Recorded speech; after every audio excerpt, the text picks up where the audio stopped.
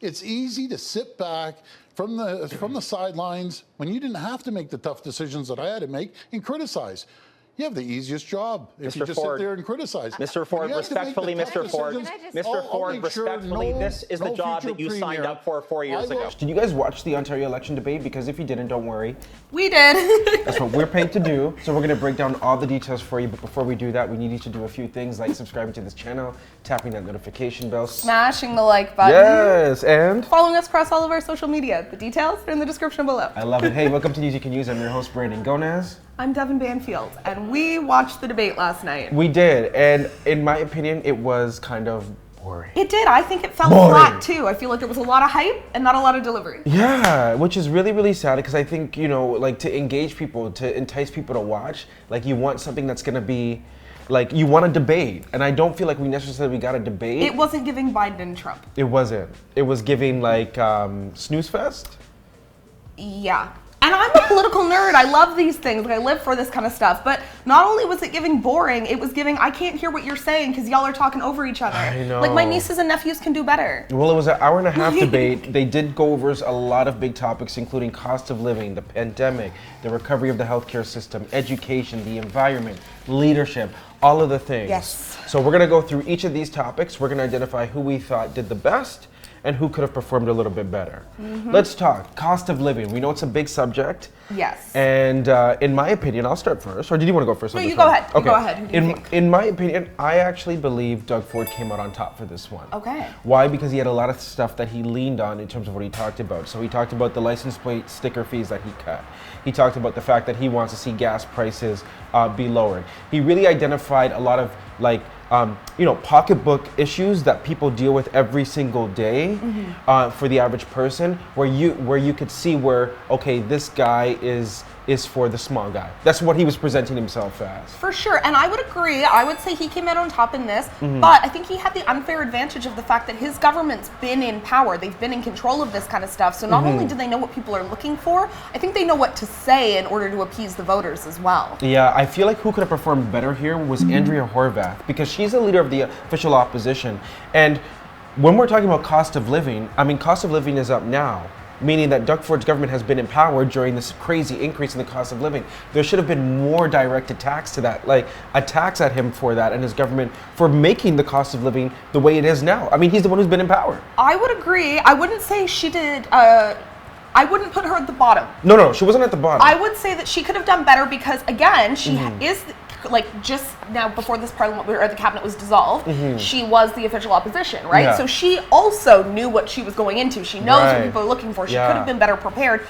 But I also think that that's a common criticism the NDP faces, is they have a lot of great ideas, but not a lot of ideas on where that funding is going to come from, how it's going to affect inflation, all that kind of stuff that comes after the primary idea. Yeah. However, I would say that I think Stephen Del Duca could have done better. Oh, why? Because I feel like his automatic, instead of, and I found this a lot throughout the debate, instead of driving home points, I found that he was more so talking over Ford. You know, if Ford was going to do this, then instead of, kind of having an outline plan of, like, this is what I plan to do independently, it was almost like I felt it was in response to everything Ford was saying. Interesting. Okay. Let's talk about the pandemic, because that was another interesting section. Yes, it was. And Doug Ford started off by saying, like, he didn't wish this on anybody. It was the most difficult 2 years of his life, all of the things. You and me both.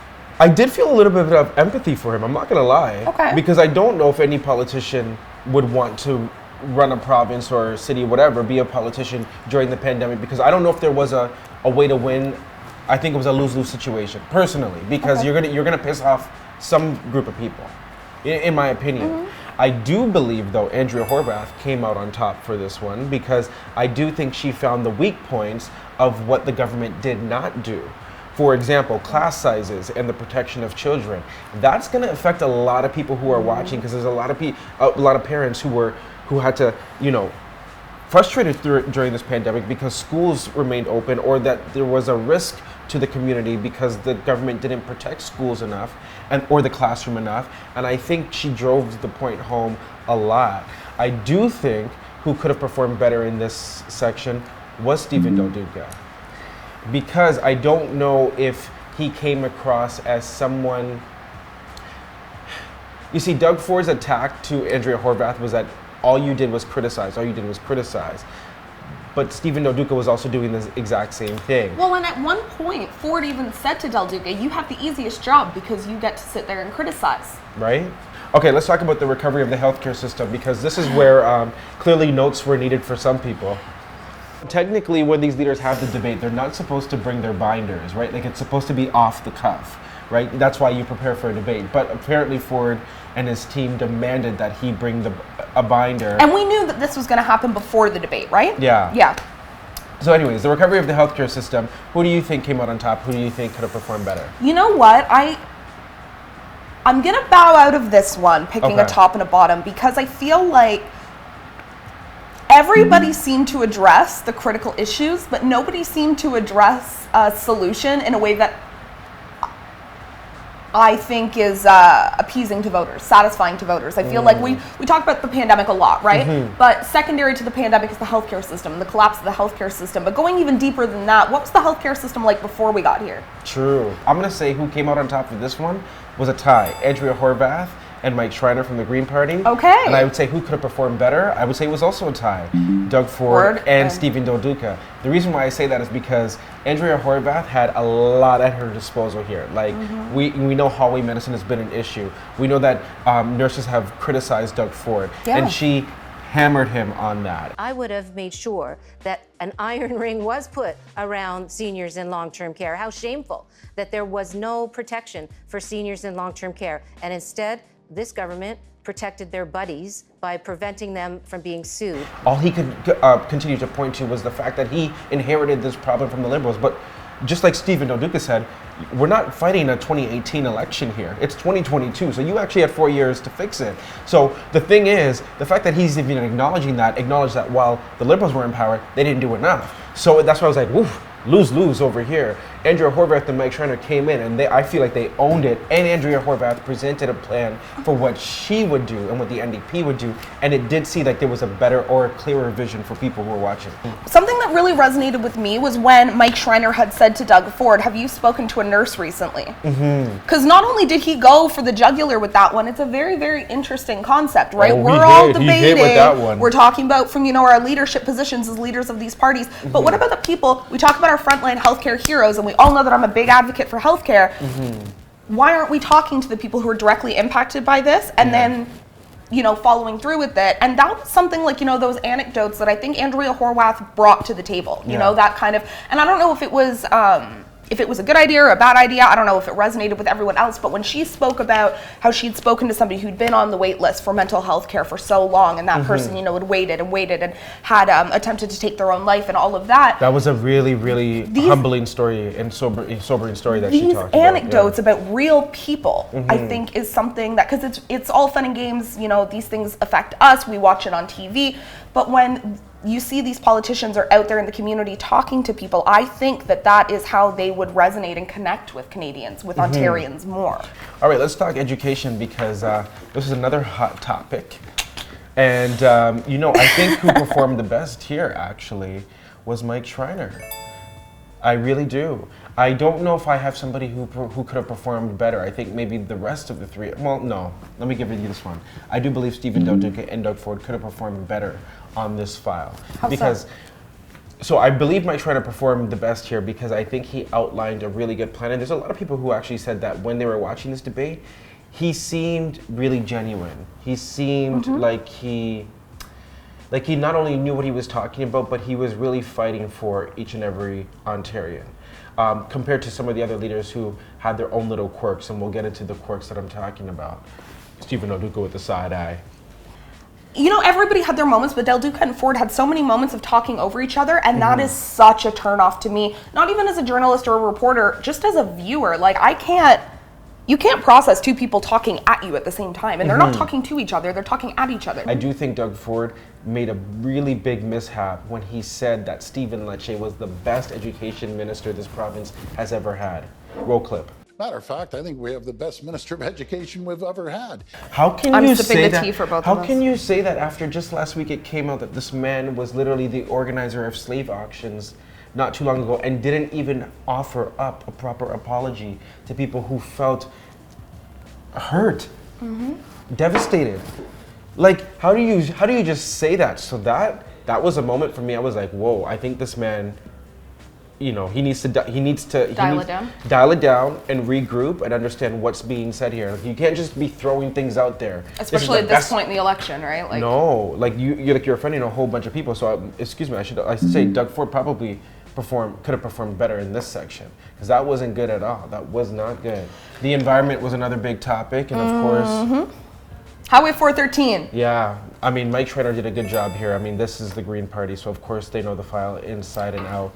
Doug Ford did take a lot of flack when it came to this, but I also believe he held his own. So I'm not going to say that he needed the most to improve, because what he did identify was that there is a lot of congestion. Traffic is a mess across much of Ontario, and it really does eat at people's patience. So when you're watching this as a viewer, you're like, yeah, traffic sucks. And a lot of people don't even know the details behind 413. They just believe that, hey, another highway, that's gonna make my commute times a little bit lower. And he identified places that deal with a lot of traffic, like Brampton, for example, a lot of the suburbs and all these things. And I think how he framed the conversation, I don't know if the other parties who are opposed to 413 did a good enough job reframing it in a strong enough way. Does that make sense? That makes sense to me. But I will say Schreiner came out on top here because, like you said, this is his file, right? And I feel like he took every topic and looked at it through an environmental lens, which is appropriate for the party he represents, right?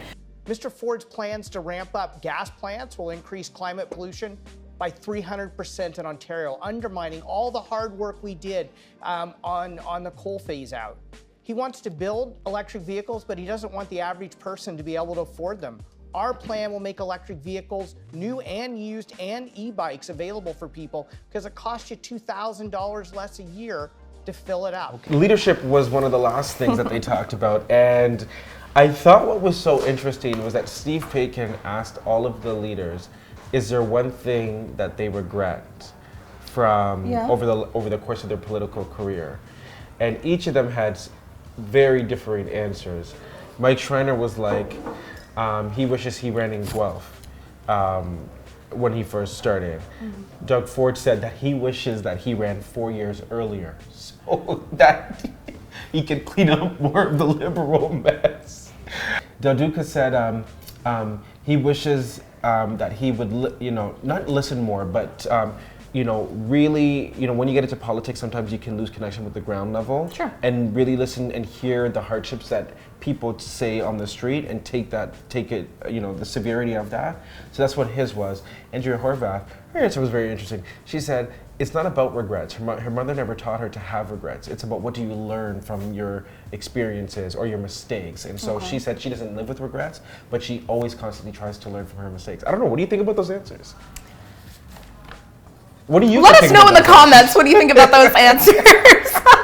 I thought it was interesting when they were asked about hate crimes and how they would respond to hate throughout the province. Yes. That was interesting to me. It was interesting. Because, as we know, the NDP tried to pass the, Our London Family Act after the tragedy in London, and it wasn't passed. It didn't go through. So there was conversation about that as well, and I feel like it was a very, very timely question with all of the things. But we never got any answers. And what was interesting is Mike Shreiner posed very direct questions to Doug Ford about that. Like, would you support that act if it was implemented in the legislature? Would you redesignate like a minister of anti-racism? Like, he asked very pointed questions, and Doug Ford didn't answer any of them.